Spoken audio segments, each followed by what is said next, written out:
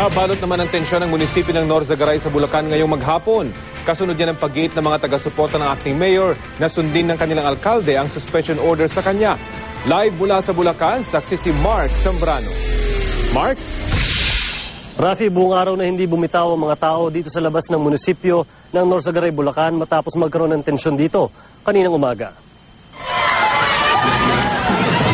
Isang pirasong baka lang ang pagitan ng dalawang nag-iiringang panig dito sa munisipyo ng Norzagaray, Bulacan.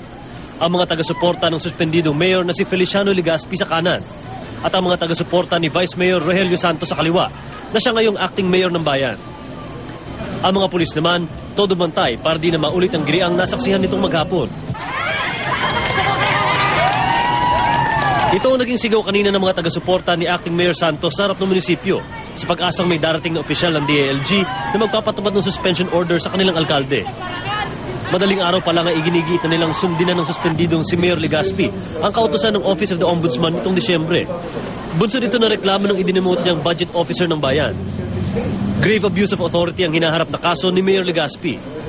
Agad din namang sumugod ng mga taga-suporta ni Legaspi kaya nagkagirian. Apektado tuloy ang serbisyo sa loob ng munisipyo. Isinara ang grills ng maraming daanan sa munisipyo at nag-iwan lang ng isang maliit na puwang para sa mga lumalabas at pumapasok. Ang sinuspending alkalde nananatili sa loob ng munisipyo. Nagpunta ako ng ombudsman, ano ba ang pwede kong gawin yan? Sabi niya, mag-file daw ako ng motion for consideration, which we did, ng abogado ko.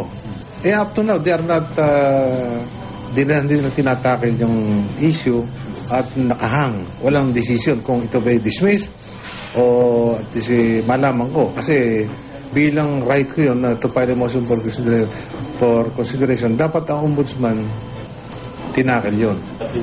Maray naman itong itinanggi ng acting mayor na nakipag-ugnayan na raw sa regional at provincial branch ng DILG para mapaalis si Legaspi sa opisina niya. Malinaw po sa batas na siya ay suspendido talaga. Dahil ako po, kaya ko pong hamunin si mayor. Kung ako po illegal yung ginagawa ko, siguro pwede niya ako ipahuli sa pulis. Tiniyak naman ng Norzagaray Police na patuloy nilang tututukan ng sitwasyon dito hanggang hindi pa ito bumabalik sa normal. Kami po ay talagang nandyan kami para sa kapakanan ng lahat ng tao magkabilang panig.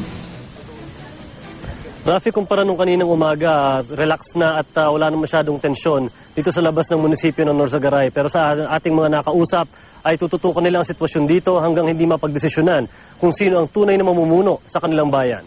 Mula rito sa Norzagaray, Bulacan, ako si Mark Zambrano, ang inyong saksi.